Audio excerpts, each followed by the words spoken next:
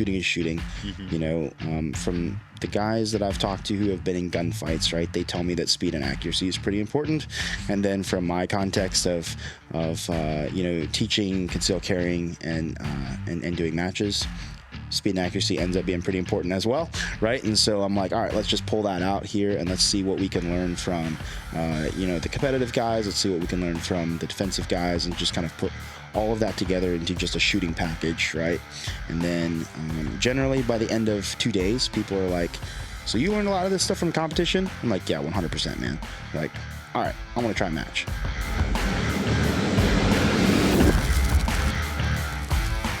We did a whole USPSA series on YouTube, and so we filmed, me and Justin went and filmed the whole match, like in 4K and everything, and like color graded it and everything. So we can it looked throw good. That in there, and it'll be probably work. I shared it. I sent it out in an email blast. Oh yeah. It was a good video. We got a lot of good feedback on that video. Just there's so many like little things that you don't know about. Like Brian and I shot that Space City match, and it was his first major. I think it was his 6th USPSA match, period. And so there's just like a bunch of like little tiny things. He's like, "What? That's a rule? Like that's dumb." I'm like, "Yeah, I know, but they'll like DQ you for that." You think that's dumb? Wait till you see IDPA. Oh yeah, even dumber. Even dumber. Oh man. But like he just like grabbed a loaded mag. It was on his magnet, right? And he was like rebelting up at the safety area. And so I like, grabbed the mag off of his magnet and just like set it on the table. I'm like, that's handling ammunition. Yeah. Oh wow. I'm at the safety area. I got one. Like I took the RO class or whatever. Yeah. And I'm like, yeah. So that they'll kick you out for that. So like I was standing right there. I just like grabbed his mag. I was like, I got you, bro. I was like, don't touch your mags. He was like, I'm like, just don't. It was a good time though. See, that's a good point. Bring it up. Yeah. That's it's important stuff to know. Like I never would have thought about that. Yeah. It's a big thing I try to help people with, is just like getting into it. Because that would suck, you know, get DQ'd over something like dumb like that you had no idea about. Yeah, especially a major match. Like that was like a $200 match fee, right? And so that would suck. Yeah. If I got DQ'd for that, I'd probably shoot up the place. Like, give me my $200 back and then just off myself. Yeah. So, like I was saying, on this podcast, we're not live, so I can go back and edit out stuff. No, you can leave it. I can edit out stuff like that. Or if you say something, Ian's banned from you. He's already like, they're like, go shoot with the best people. it goes, it's okay to shoot those people. if you say something and you want to take it back during the podcast, just pause and be like, I want to restate that again, and pause. Ian's Give me a for the good record, break I just point. want to state that I will. Easy. I was not kidding. Beep, beep, beep. Or I can edit it out, make it look Like, give me ridiculous. back my $200. That's a tax stamp. Yeah, literally. Bro, yeah. Yeah, it's a case of ammo. Yeah. You can get cans now, like fast. And unless you accidentally do a trust. Unless you do a trust. Then I'm setting that Do single member trust, is that the same, or is it individual trust, yeah. What is the point of an individual trust? it seems kind of pointless. You can add one person on it At a future date. Yeah, after you get approved. So you can like add your wife or what you can whomever. The more you know. Yeah. I see. That So it's makes just sense. like quicker to get it made or something. And then I don't really know. I did a single shot and I got mine approved in a day. Yeah. Which means nobody else can have your I can. remember. Yeah. See, Ever. I grew up in the time when I could Form get a 3 trust later on. I grew up in the time when Form 3s, you had to mail them. So just a dealer to dealer, you had to go mail it. There was no e-forms for Form 3. So you had to mail the Form 3 just to send it, like from RSR to send it to me. You had to mail it. So that's like 30, 45 days just to get the suppressor to me as a dealer. You are old. I'm old as fuck. No, I'm not. I don't even know what they did like before my time, because like we haven't been doing NFA stuff for like maybe a decade. But Yeah. I mean, cans have grown so much in popularity too in the last but the fact that Thank you, Silencer Shop. yeah. yes, fact that they're culture coming has back changed around cans big time. It's very cool. is it extremely exciting to see. Yeah. For instance, before we get to the intro, at the last class we were at Joe Dawson's class, the first day we had one person that was unsuppressed, right? We had that one dude. Yes. Yeah, and That he was wasn't even California. from he was from California. So Yeah. like he, And somebody decided instead of staying there that night, they drove home Got him 2.5 hours. Got him a can that would work on his gun, and drove back the next morning, and that dude was suppressed. Yeah. Like fucking no ifs, ands, buts about it. It He's was like, hey, boom. man, we don't allow that. We don't do that. Because you'd be sitting there also, bam, oh. Yeah. Hey, man, cover up your muzzle. Yeah, just like you told the class you were at last week. Yeah, the Cornerstone class with Eric. Yeah, there's a dude that had like a competition gun. Mm-hmm. Here's like his competition rig or whatever. It's like a 3-chamber break or whatever. Right. It's like massive. Just like I walked away with like a concussion from it. Oh. Yeah, those are. I had to wait till he was done shooting. I was like, I'm gonna let you shoot. Then I'm gonna go ahead and shoot my string. Yeah. The long range precision game is like that because most of those guys don't like the bolt guns. They don't shoot cans that much. Yeah. And they have the wildest breaks. Yeah. Yeah, the break's like this long, and then the rifle doesn't move. It's in like a 300 caliber gun. Just Yeah, like with a 300 normal 6-chamber break. It's like, and you're standing there. Like it hits you and like, is my nose still? It's not bad behind the gun. Yeah, behind the gun, it's very pleasant. Yeah, behind the gun, and he doesn't want to see mirage and that $6,000 piece of glass. Exactly, but if you're laying next to him, Yeah, not so fun. It really sucks when you're trying to zero. Yeah, So if you get anything out of this conversation, don't be a savage. Shoot suppress. Buy a suppressor. that's right. Yes. Don't be uncivilized. Yeah. Yeah. Be polite. They're coming back in a day. The suppressed society is a polite society. Exactly. Right? Oh, hey, suppressed. There we go. There. There we go. So, anyways, I guess if you're watching this long, this is the Big Tech Ordnance podcast. I'm Ike. We have Chris. We have Ian. And our guest today is Brennan, or Mr. B. That's right. He's known in the circles of Gateway Defense. So, he's been down here. He just wrapped up a 2-day class at BTO Range over the weekend, and now he's coming down. We're going to have some more content coming from him too. But Brennan, thanks for sticking around and coming to hang out with us for a day. Absolutely, I'm stoked to do it. I've not taught a class in Texas yet, so this is the first Texas class, at least under the Gateway banner. So stoked to come down and do it at the BTO range, and yeah, it was a great 2 days. We had a good time. A lot of good shooters in that class. Nice. So Yeah, it was definitely. I stopped by for a few minutes yesterday afternoon, and y'all were working. I guess that was your second to last iteration on a stage that y'all were doing. And I, going in at that point, you're like, oh man, I really wish I would have made the time to take the class because it was good information, just that little bit. Yeah, I stood there for 15 minutes. I was like, oh, yeah, that's cool. I'm going to use that next time. yeah, we were doing some pretty intense shooting on the move, I think. Yeah. Yesterday. So it was a good time though. We always end with a couple of stages. And then like the final stage or whatever, giveaway stuff. But we had some good shooters in the class.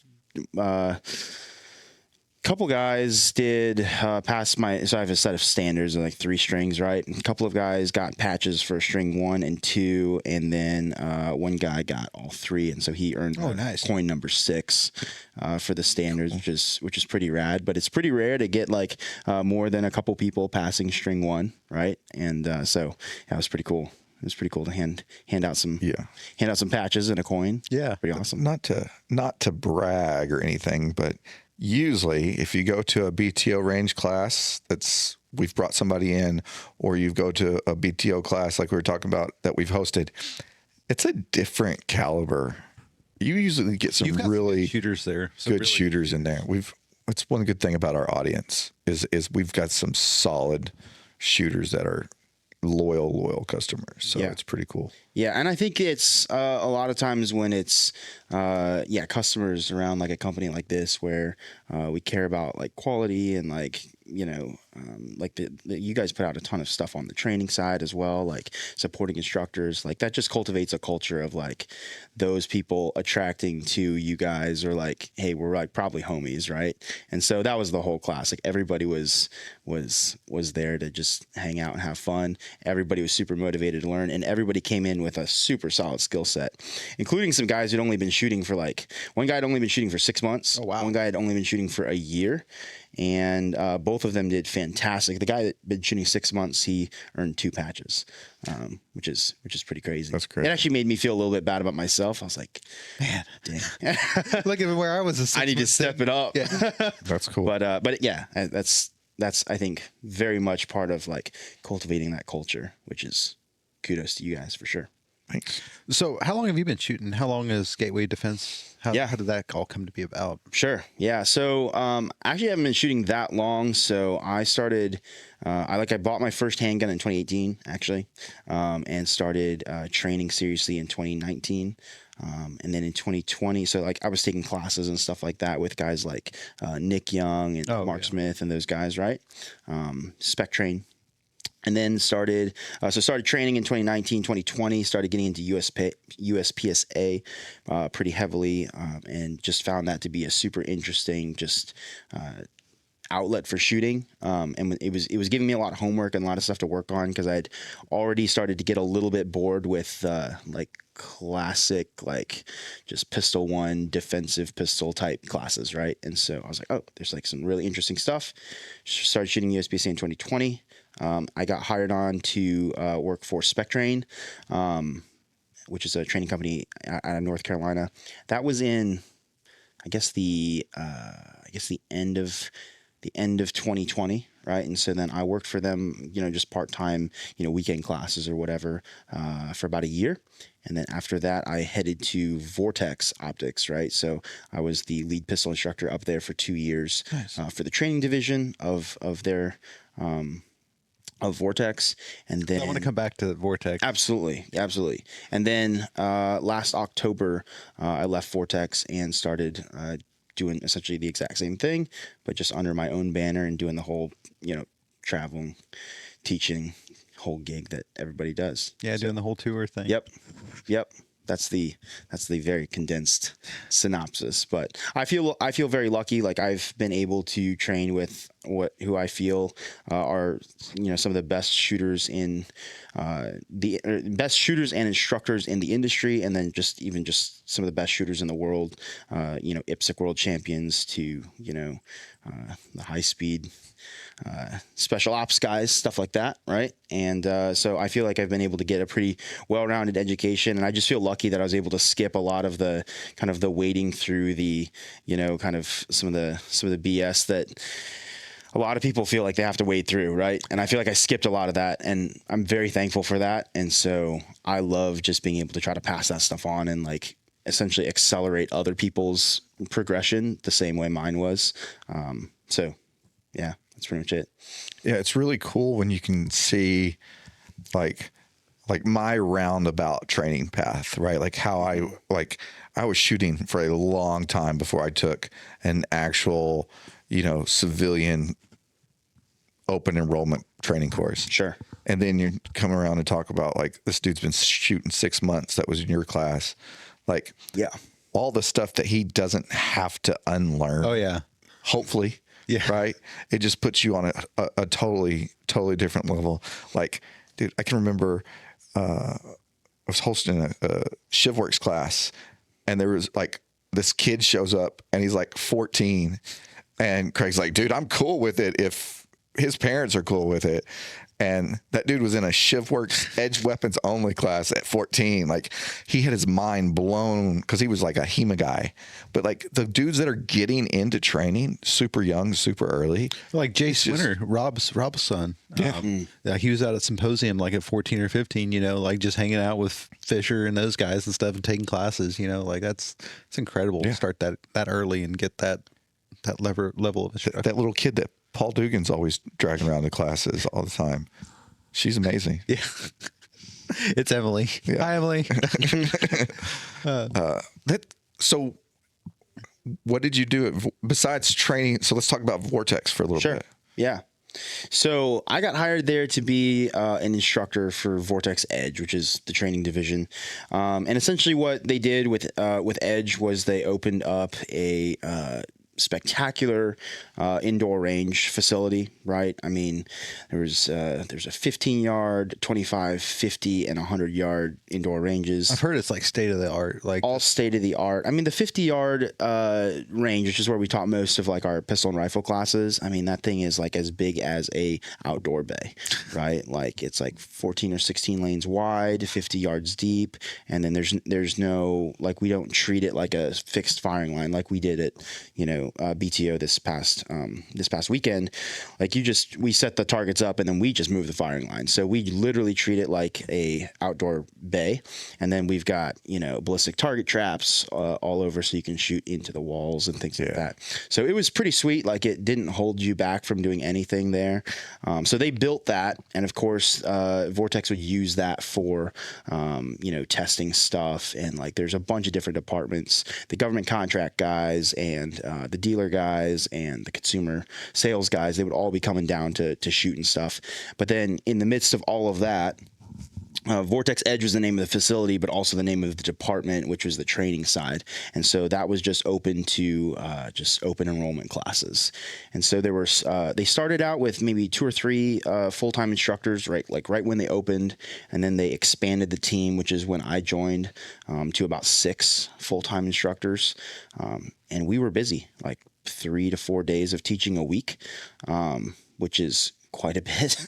There's a lot of class time for sure, and doing everything from like intro to pistol. So like I've never touched a pistol before, which was actually very, very good for my like instructor development. Yeah, like it's super easy to try to teach people stuff when they already know stuff, and when they're at a little bit more advanced level that's closer to where you are, not so bad. But when you're teaching somebody who's never touched a gun before, I think it's super good for instructors to have to do that at some point.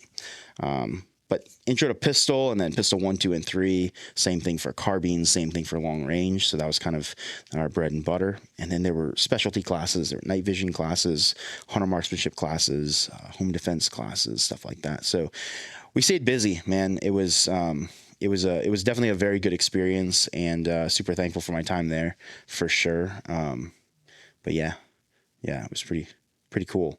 And then like also just helping out with like new products and stuff. So like the new XL that just dropped from Vortex, like, I don't know, I think I've been shooting that for maybe 2 years or something like that, right? And so at some point I'll probably send in my prototypes to maybe get warranted for the final production thing, right? But it's super fun stuff to kind of help out with some of that and see some of that pipeline coming down. So yeah, for sure, a very good experience. Yeah, and that facility looks amazing. You always see videos and stuff on social media on it. Yep. And it only makes sense, I guess. So it's located in Barneveld, Wisconsin. Like nobody's ever heard of it, right? When I applied, I was like, all right, I pretty much know where Wisconsin is, right? But like Barneveld, like who's ever heard of that? And Barneveld is a tiny little, like it's not even a town, it's a village. Like it's got like maybe like 800 people. Wow.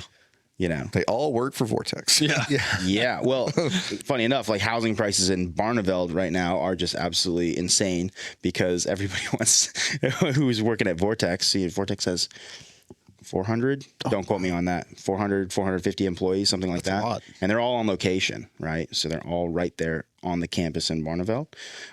So yeah, the housing around there is in high demand. Cool. Yeah. And I guess in being in Wisconsin, it's kind of like if you got to have an indoor facility, because half the year it's too cold. Exactly right. Yeah, to do anything else. Yeah, so probably from October, right? October gets pretty cold. Like you got to wear a coat in October. So October to April, end of April. You don't really want to be outside too much.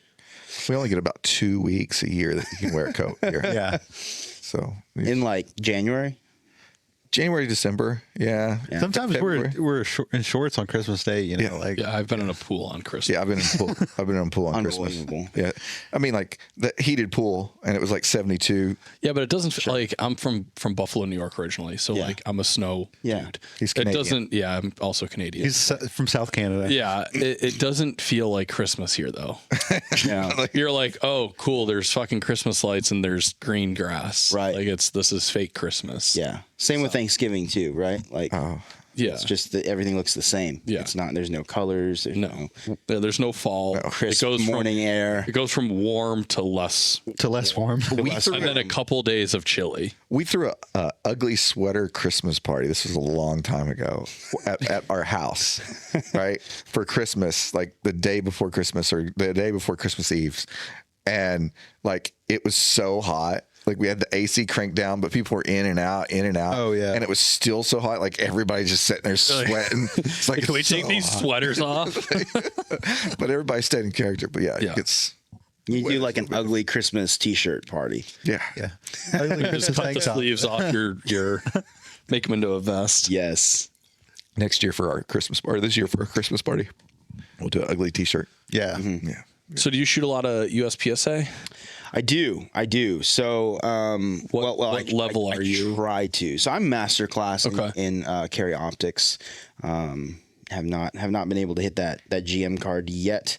But right now with teaching, like kind of same story as everybody. Like it's so hard to get to like a Saturday match because like probably on Saturday I'm somewhere else and I'm on the range running a line, right?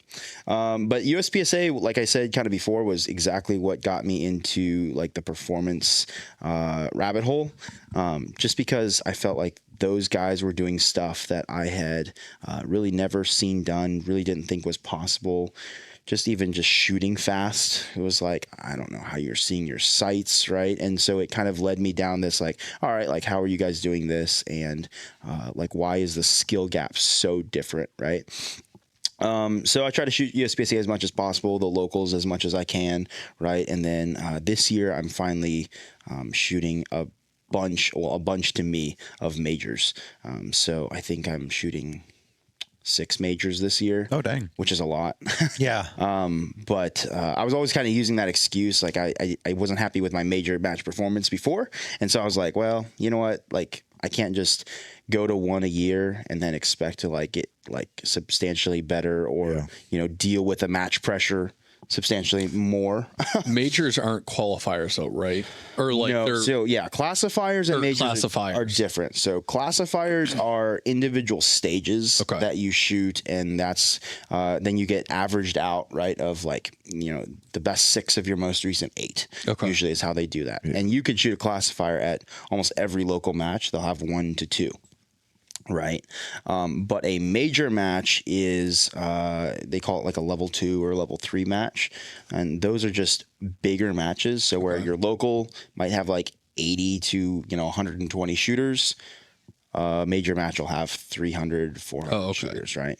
So like, and nationals has 500 shooters. Oh, wow. Right. So Do you have to be like classified a certain level to be able to attend one of those, or is it? Nope. Oh, really? So just so like like I could roll up there on a Saturday for a major and be like, hi. Yeah, you could have come Friday and been like, this is my first match ever. It would have been not probably wise, but like you could totally roll up and just be like, yeah, I understand the rules and like I can follow directions, or you can go with a friend. And you could literally shoot that as your first match. Interesting. Wow. Yeah. Yeah. It's a totally amateur sport still, which some people aren't super happy about the fact that like, it's just the first person to sign up gets to take the slots. But for the most part, there's room for everybody, I feel like. And what's very cool about it is somebody like me can go and shoot in the same match as guys like JJ Rakaza and Max Michel and Christian Seiler and Eric Raffel and all these guys. And I can literally see how I stack up to them from shooting the same match. in the same conditions on the same day. 100%, right? Yeah. And it's not just comparing like, oh, my skill level to this person's skill level and some arbitrary like, oh, I think I'm, 80% as good as this person. Like, no, it's like you shot 80% of this person, right? So that's super cool, I think. And then the local matches are kind of a similar way as well. Like you don't have to have any qualifications to just show up and shoot. You don't even have to be a USPSA member to show up and shoot. Oh, wow. Right? You can just show up and shoot the match and see like, how do I stack up against the local, couple of GMs, in my area, which I think is pretty cool. It's a good way to kind of see where you're at. I just want to see the first guy that like signs up who hasn't taken any like class or like shot at that level and just like burn everyone down. He's just like the sleeper, just like he shoots a lot, whatever, but's never like done a USPSA match and just like takes first. That'd be like pretty cool to see. That would be wild. Not that it would ever happen, but yeah, I don't know. It could. There's definitely some guys who have been shooting for a long time, shooting at a very high level. They get into competition, and their like initial classification is very high. Yeah. Right. Like A class, and then like the next match they make M class, and like guys are making GM in 6 months or something crazy. Right. 10 matches or something. But yeah, it's pretty rare. Just because there's a lot to the game. I was gonna say there's a lot of like strategy too to like how you approach a stage and like how you're gonna like do your reloads, how you're gonna move, when you're gonna engage, all that kind of stuff. Like, I mean, obviously you have to be a very accomplished shooter to place pretty high, but I think there's a little bit of like strategy to it almost. Yeah, for sure. I mean, so one thing that I think a lot of people who are getting ready to sign up for their first match are intimidated by is the shooting, right? Yep. And then if you ever go to a match and you look at the targets, you're like, these are really easy, right? Because it's like a big old USPSA cardboard target. And then like sometimes there's some small steel, but generally they're no smaller than 4 inches. But most of the time they're these poppers that are like, I don't know, like 3 feet tall or something like that. And, 8 inches wide. So not really that difficult to hit, right? So pretty much a shooter of any skill level will be able to come in and shoot all the targets. So the shooting problem is not the issue. What it usually is that like you said, that stage plan, that flow, and figuring out where do I go from, X, Y, and Z, or A, B, and C position, right? So the way I usually tell like people who are interested in it is like make it as simple as possible, just so you can get through the stage and not be like stopping and resetting and all this stuff, right? Yeah. So I go, all right, so just count the targets, right? See how many there are. How many rounds is it? Maybe it's 32 rounds. Okay, cool. There's, 16 targets or whatever it is. So you walk around and just make sure you can see them all, right? And then you just figure out where are the spots that I actually have to shoot them from. Like I can't see this target anywhere else. And so usually there's maybe 3 or 4 forced shooting positions, we call them. And then you just go, okay, so I gotta go here, here, here, and here. And where do I have to start? Oh, I can start anywhere. So I'll just start here and I'll just go in a big circle, right? And that generally works out pretty good. So you can definitely do it. The good thing is when you sign up for a match and you show up and you say, hey, I'm a new shooter, I've never shot before, like everybody will pile in and give you advice, right? And they're like, oh, you're a new shooter. Well, let me tell you this. And it's probably too much advice, honestly. But they're very, very helpful to like help you start figuring some stuff out.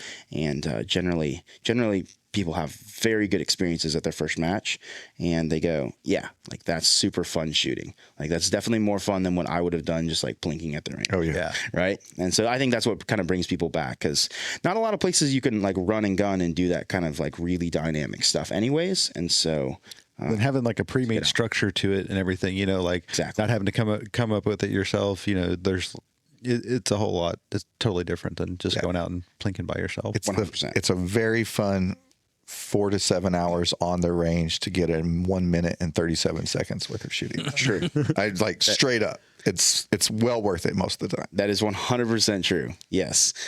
And then if you go with friends too, then like you guys are just jaw jacking the whole time. Oh yeah. And making fun of each other and all that good stuff. So yeah, it's a good time. But I always recommend people get into it just because like number one, you could see where you stack up against literally the best shooters in the world, right? And then number two, like it's going to give you a ton of homework for what you need to work on.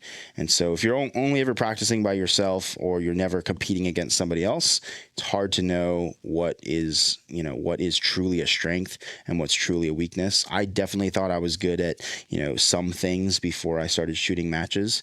I definitely thought I was good at some things before I started shooting major matches.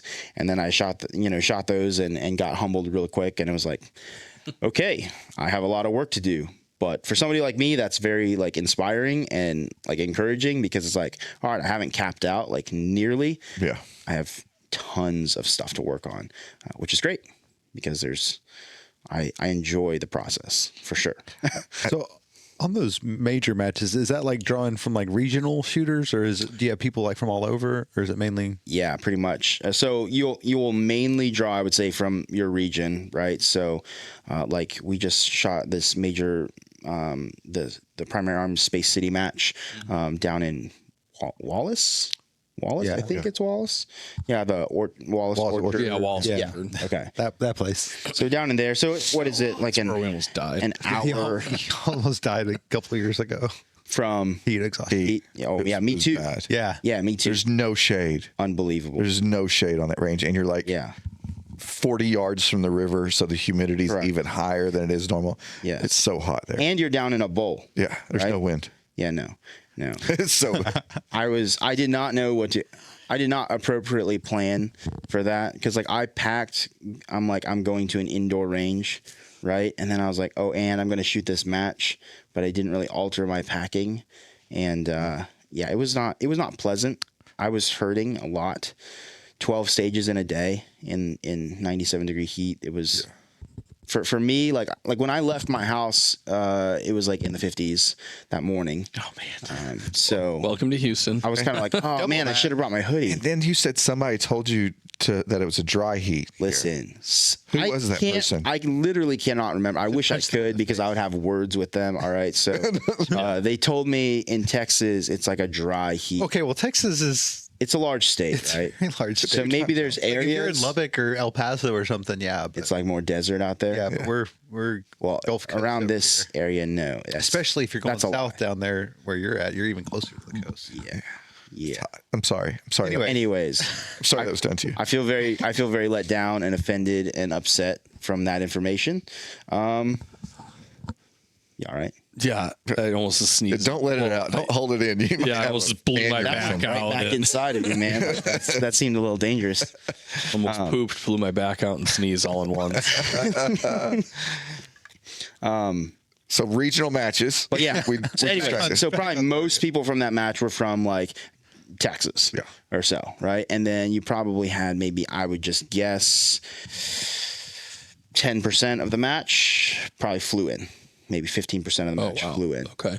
and all the top guys who won it all flew in for sure. Yeah. So like Max Leograndis, Max Michel, JJ Rakaza, those were like Tom Castro. Those dudes were kind of in the top, like 3 or 4 or 5 or whatever.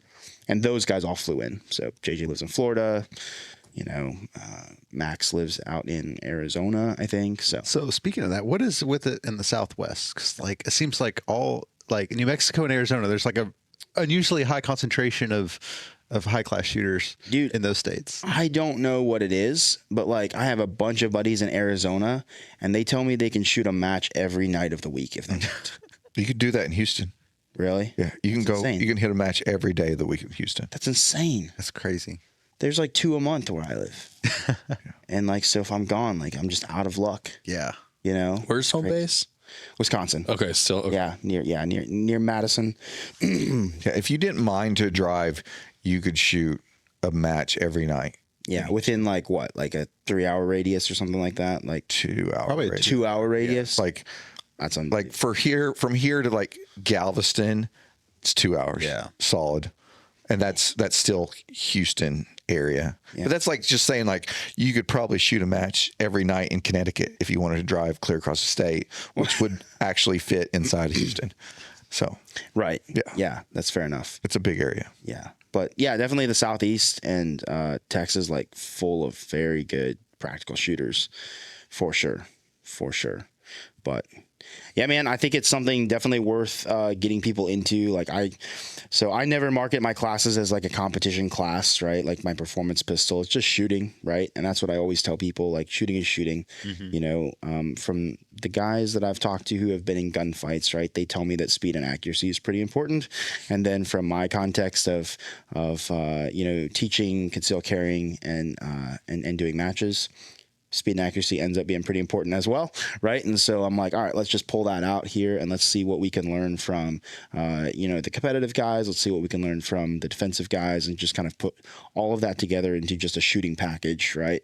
And then generally by the end of 2 days, people are like, so you learned a lot of this stuff from competition? I'm like, yeah, 100%, man. Like, all right, I want to try a match. Right.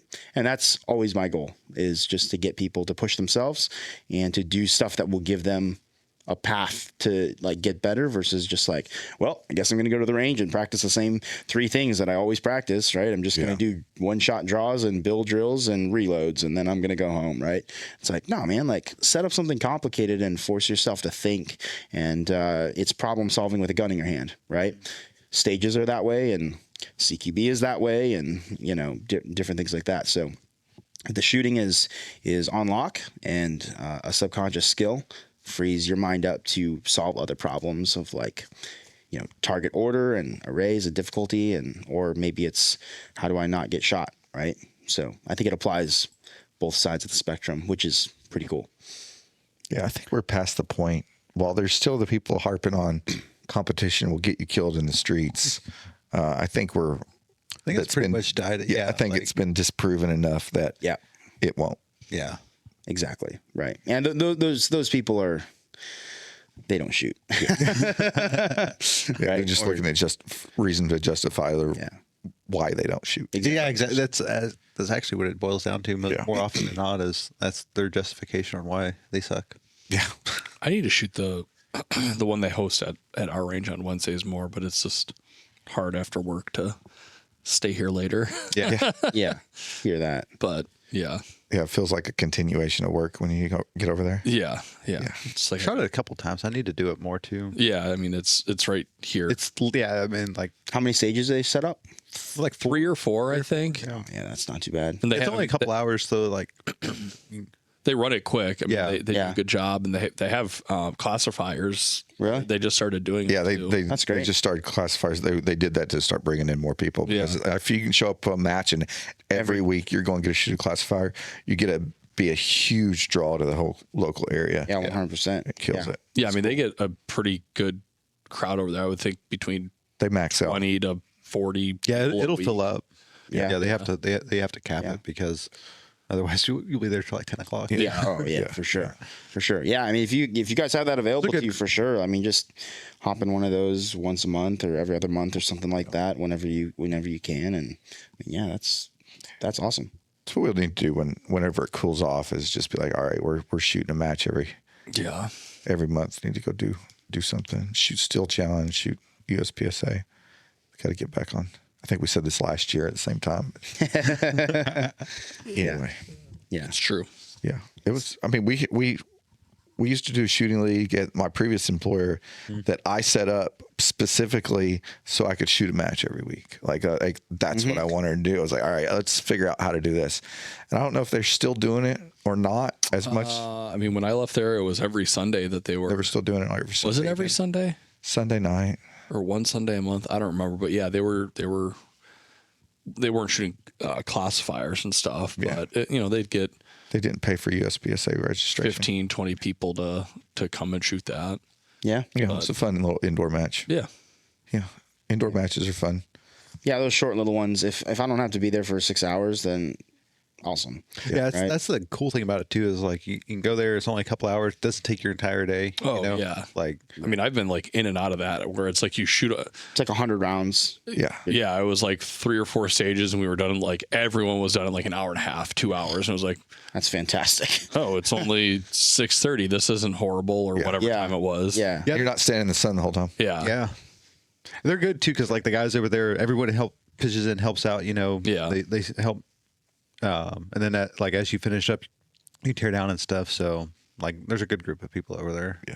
And you see that at a lot of matches too. Yeah. Like I don't think that's usually unique to us. Yeah. You get banned pretty quick or excluded if you don't tape targets. Yeah. Oh yeah. Oh yeah. Yeah, everybody's generally pretty helpful. Sometimes the real old guys are like, listen, man, I'm too old to paste. I'm like, all right, man. But he's not too old to pick up brass for some reason. Yeah. Little brass monkeys, but whatever. Brass goblins. Yeah. But the brass goblins, exactly.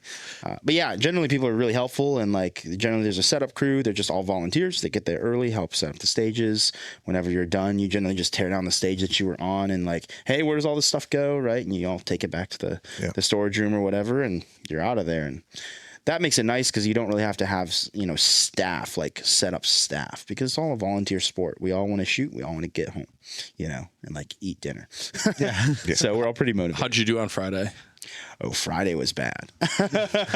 Yeah, no, Friday was not good. I was not in a good headspace. Did you travel on Friday or you travel on Thursday? Travel on Thursday. Okay. Yeah, so got in Thursday night and swung by the match to check out the stages quickly, and I was like, wow, it's really hot. I guess it's gonna be cool tomorrow. I came back tomorrow or the next day, and yeah, it was still really hot. Yeah. And, It's gonna be really hot for the next 6 months. yeah. So for first half of the morning, I was feeling very poorly. It was probably heat stuff, and I had something going on with like my eye. Like I got something in my eye. I couldn't see out of my right eye. It was just this whole thing, and I was like, man, this sucks.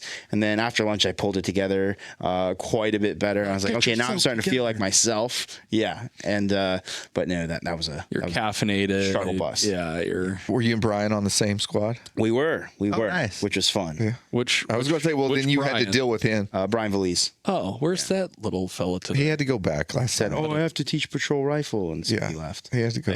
D-bag. Yeah. Got a job and stuff. Whatever. Yeah. Exactly. Teaching classes. I got a T-shirt, so I was like, Cool. I was under the impression that he was a full-time BTO podcast host. He would be like on here the most if he would have come up today. I was hoping. I texted That him would on. have been our new record. I think was he at like 4 now? Yeah, he's up there with Mike. Yeah. Yeah. Yeah. Yeah. I texted him Saturday night. I was like, "Hey, buddy." So he's like, "No." Like before he it's like, "No, I got to go home Sunday night." I was like, "All right, man, that's cool." Fair but enough. He The was seat's there. he was looking for a P2 a while ago. Yeah. And I was like, hey, like they're on order, dude. Like when we get them in, I'll let you know. And like the one day I texted, I was like, hey, guess what? He's like, oh, they're here. And I was like, nah, just kidding. Gotcha. And he was like, fuck you. I love that. Yeah. So messed up. That. It was messed up. It's It was okay. He funny, deserves though. it. He deserves It's all it. right. Yeah. He deserves it. How, and that was his first major. That was his first major match. He did super well. Good for him. He did super well. Like, He's used to the heat. yeah, motherfucker wasn't even sweating. I'm over here. That might not be a good thing. And like my eyes were like I had like a rash on my eyes from sweat and like wiping it off my eyes. And so like they'd be like, make ready. And I'm taking my sleeve. I'm like, okay, hang on. All right, I can see now. And he's over there just like chilling. I'm like, are you all right, man? He's like, yeah, I'm fine. Yeah, you should invite him up for like a winter match. That way you just level Level the playing field. like he would die. Yeah, let's shoot in 20-degree weather. Let's Yes. go. Right. No, but he did fantastic. He shot super clean and very under control and tackled the stage plan super well as well. Which is cool. It's a testament to somebody like who's already a fantastic shooter and puts in a ton of work on the shooting side and then is just getting into the practical shooting side, like the skills carry over and he's just having to make little adjustments to, the game.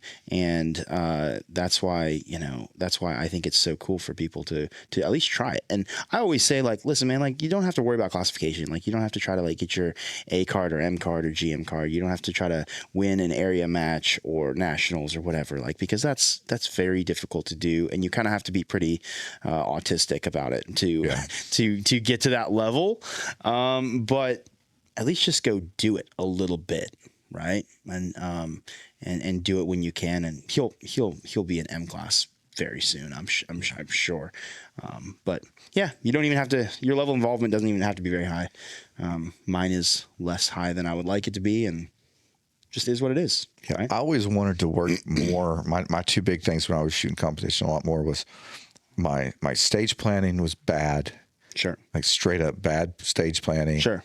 And my movement. Yep. Which are two of the biggest things. Yep. Like they're like, okay, you could have actually like, and then you watch somebody that's like A or master or grandmaster go into the stage and like, oh, that dude started shooting 3 steps from that position and finished shooting in the box, which is where I started shooting. Yeah, Is when I too much. Like I would shoot, plant, and then move on to the next one, plant. You know, and then you watch like somebody that's done it before. They're just like moving the entire. Very the cadence, that goes through almost the entire course of.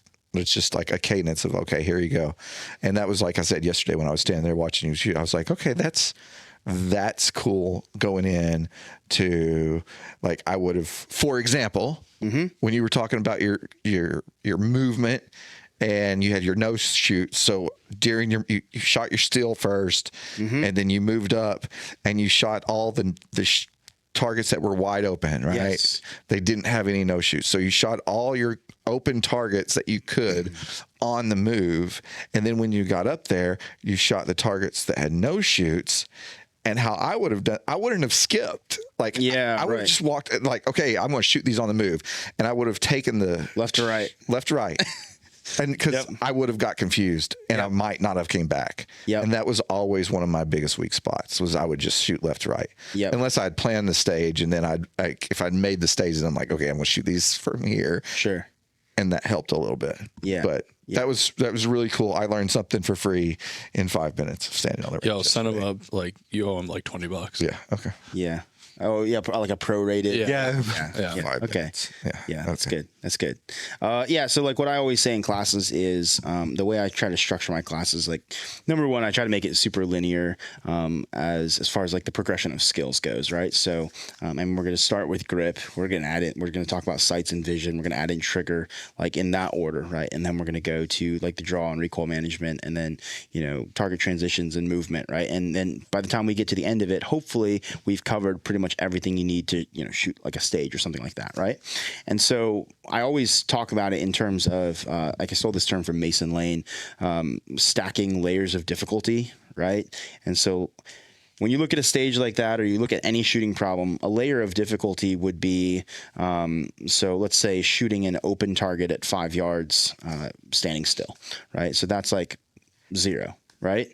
Or 1, or whatever you want to say. But then let's say you add a no shoot on top of that. And so now the target's smaller. Okay, so that's another layer of difficulty, right? Now let's say that you are going to shoot it on the move. That's another layer of difficulty, right? And now you add another target. There's another layer of difficulty, right? And now you say, okay, you can only shoot these targets from this position, and you have to shoot at least 2 over here and at least 2. Okay, now we're adding like more rules. And so as you go, the first stuff that you started with, the skills you needed to shoot the one target, don't go away, right? They're still there. You still have to apply all of that. But now we're essentially just making it more and more and more confusing, so that you have to divide your attention, right? And prioritize what you're going to think about. And so on something like that, you go, all right, well, if I have to shoot on the move, I don't want to stack another layer of difficulty on by asking myself to shoot head boxes on the move with a no shoot penalty target right below it, right? So I'm just going to skip it, shoot all the opens on the move because it's less risky and I can take makeup shots. And if I miss the A zone, I still get rewarded with points, right? If I miss the 5-point box, I still get 3 points, right? But if I miss that no shoot head box, I'm going to get a mic and a no shoot. I'm down 25 points, right? And so you just go, okay, too risky because I'm already shooting on the move. And then as soon as you stop and you're static, it's like, all right, like now I can shoot small targets. That's no problem, right? And then the best guys are doing stuff where they're layering their skills so that they can shoot no shoot targets and risky stuff on the move, and it's not a risk for them because it's well within their level of skill to do that, right? Like I try to never shoot on the move on steel, right? Because if you miss steel, it's just gone, right? Like you just get a mic, right? So like if I miss the A zone, or I'm aiming for the A zone, I get a Charlie. If I miss the Charlie, I still get a Delta. But with steel, you miss the steel, it's just a miss, right? And then there'll be guys like Christian Seiler, and he'll just flow through a position, moving really aggressively, ding, ding, ding, ding, ding, ding, ding, ding, ding, right? No makeups, and he's just gone, right? And I'm like, like I have to stop and like think about it and shoot those steel, and those guys are just shooting at that level, and so that's inspiring to me because it gives me something to work towards, and that stuff's fun. What's your competition gun? Are you shooting the same one for classes? Yep. So I carry, compete, and teach with the same gun. It's a 5-inch M&P 2.0. Okay. Yep. So I either run an SRO or a Holosun 507 comp, and I got an Apex trigger in there and Apex barrel. That's about it. How long you been shooting that? Since the beginning. Oh, wow. M&P was the very first gun that I bought, a compact, and then I bought a 5-inch several months later, and now I have a whole wall of 5-inch M&Ps that I cycle through that all have different dots on them or whatever. And but yeah, the main one is always a 5-inch, and I think it's kind of cool to compete and carry and train with the same gun. Yeah, that's super cool. Yeah, It's not for everybody. Like, I don't think it's something you have to do or you should do or you're better for doing it. But because I do shoot a lot, it's kind of cool to just go like, all right, I'm teaching a 2-day class. This is the pistol. I'm going to throw it back in my holster and go to lunch or whatever and go home. And then I'm also going to show up to a match, and I've got like 2 like pistol suits set up identically the same. And so one is my match gun, one is my backup gun, and I will kind of alternate with how I use those. Generally, I teach with my backup gun, and then I carry one that's also set up very similarly. So it's kind of cool, I think. And Carry Optics is a division. Carry Optics is the division that I shoot, and it was also kind of designed around that as well to be Because you can't have a magwell for Carry Optics, right? correct. Yeah. But everything else is fine. You can't have comps and ports, Okay. or magwells, right? That's pretty much it. Yeah, I mean, because you'll have dudes that shoot like open guns that don't move, and the ammo's tuned, and huge Correct. dots and magwells, and Like big old 2011s or like Limcats or something like that. Yeah. They're pretty crazy. And so like you definitely 26 round mag. carry It's that. got a charging handle on Yeah, it. charging handle. And The a- mag and a well's the C- size of a And fucking. the crazy, what is it, Seymour or whatever the red dot. the red dot, frame mounted red dots. Yeah, so where the it dot doesn't move. Yeah. And it's just like a sewing machine, right? And so you can go super fast with those. Yeah. And those are cool. Like, I think open is a very cool division. I would Space like guns. to shoot it at some point. But I also think it's pretty cool to shoot at a high level with a gun that you would reasonably carry, Yeah, 100%. sealed or on duty or whatever it is. Yeah. You know? Carry an open gun. Like, this is my concealed carry. And just fucking. If I could fit it, that would be legit. Back when I was a few pounds lighter, I rocked my Trick Dot 34. Mm-hmm. Yeah. Yeah. Couldn't get away with it right now. Can you imagine responding to an active shooter scenario with like a 9 major open gun? Like Christian Seiler just being like, "Hang on, guys, I got this." Yeah. What was that? I've got to look at it. I wouldn't play this morning on my phone, but was there like some SWAT shooting in Florida? Yeah. They, the dude had 2 hostages, and the SWAT sniper like posted up on like his homie's shoulder and like he like barricade blind shot through a computer and like smoked the dude in the face from like, I don't know, 20 yards. It's all over the gram. Whoa. Yeah. I have to look that one up. Yeah. That's haven't seen interesting that he shot through the. Yeah. He computer to do shot that. through the computer, and It was like a monitor. yeah, computer monitor just domed the guy, but he had like 2 chicks like very close, like hostage arms reach. Wow. And he like the sniper like posted up on the dude's shoulder on his teammate's shoulder, just It's like, oh, I'd want to see like the whole train of thought and everything on that ammo and that shot, because shooting through a barrier to do that is I'd be worried about legit. deflection for Yeah. sure. yeah. it was a 308. How close were the hostages though? Was it? I mean, They were close enough to I would worry about. Like, yeah, I mean like very like shoulder to shoulder. He was in the middle. yeah. Okay. Yeah, everyone was very Everybody's face is like 12 inches from each other. Yeah. Like, 308 smoked the dude. Yeah. One shot at him. Like good for him. Yeah. Right now, Eric Lilly's texted me saying it's the barrier blind Norma, bro. And he's going to be like, yep. He's going to comment right now when we post this. Yeah. First comments could be Eric Lilly. Yeah. Yeah, I sold him that It was ammo. in Florida too. Yeah. So Yeah. I might just text him afterwards. Be like, Yeah. hey, did you sell him? the videos, we can watch it. It's all over the gram. Yeah. It's all over the Pretty- ground this morning. I saw it this morning when I was like feeding the dogs. I was like, the fuck's it like not awake yet? And then like I watched it like 20 minutes later. I was like, oh, that's what happened. Cause like their uniforms they're like wearing like multicam, Yeah. then like black like vests and stuff. So I didn't know it was like in the States at first. And I was like, Yeah. what is going on? I was like, oh no, this is Florida. Oh, interesting. What city? I couldn't tell you to save my life. Yeah, I'll have to go back and look at Yeah. it. It's all over. I watched like enough of it to be like, oh, I want to go back and see this when I have some time to look at it. Yeah. But It was a bank. I think they were in a bank. Oh wow. I think I made a bad decision that day. Oops. Sounds like a movie. Like they were literally in a bank. He's got hostages. Are bank robberies like that still a thing? Like, are they very common? Or I didn't think so. I feel like there's easier ways to like steal money. Right? Yeah, bro. When Josh was doing the ATM security, I wanted to go rob him. Yeah. But those dudes get hit. Yeah, Those like dudes there get was hit. like one in There's a lot Conroe of money pretty in recently. ATMs. Yeah, Yeah. there's a lot of money in ATMs. like at a bank teller, like in the drawer, there's probably they can't keep that much money there. Maybe a couple thousand. Yeah. Like, and then if you need anything else, they're gonna go to the back. Yeah. Like, I would think. But I think even in the till, it's like they don't have. It's not the amount of money that people think there is in there. Yeah. Because like the money people put in the bank, it's not all sitting there. Right. Yeah, I like the videos. They're of people, using it, right? Like, like they spent it. Like, we'll get a deep dive into this. There's way more digital dollars than actually exist, people, which is why we're at where we're at. I like the videos of the dudes that go to the bank and like, all right, I need $50,000. Like, yeah, you got to order that. You don't. They like freak out. Yeah. Yeah. Yeah. Yeah, I wanted to rob Josh when he was doing the ATM stuff. Yeah, a lot of people don't understand fractional reserve banking. Yeah, that happens. Yeah. Anywho, I wish heat was real. That would be cool. we can make it real. Yeah, I mean, you can buy the rig. I mean, like, Yeah, you can order the. Yeah. What's that guy we can at what was it? What was the one that Sons of Liberty did? Lethal Weapons. Lethal Weapons. Yeah, he came out. They had like The full heat get up. Yeah. Sick. Yeah, you can buy it off of like Commando Store or something.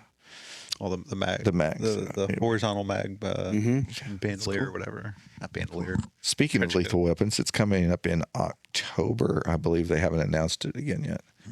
But That would be fun. yeah, we're going to do. It's going to be fun. Anyway, So we get off on rabbit holes. I love it. Do you want to What, rob on this- Josh after this with me? Sure. I don't know, but I will definitely help. All right, cool. I'm always down to be an accomplice. wait till you sprayed brake cleaner for like Yeah. 7 hours over there. It's like Which I told him, I was like, dude, you got to do that outside next time.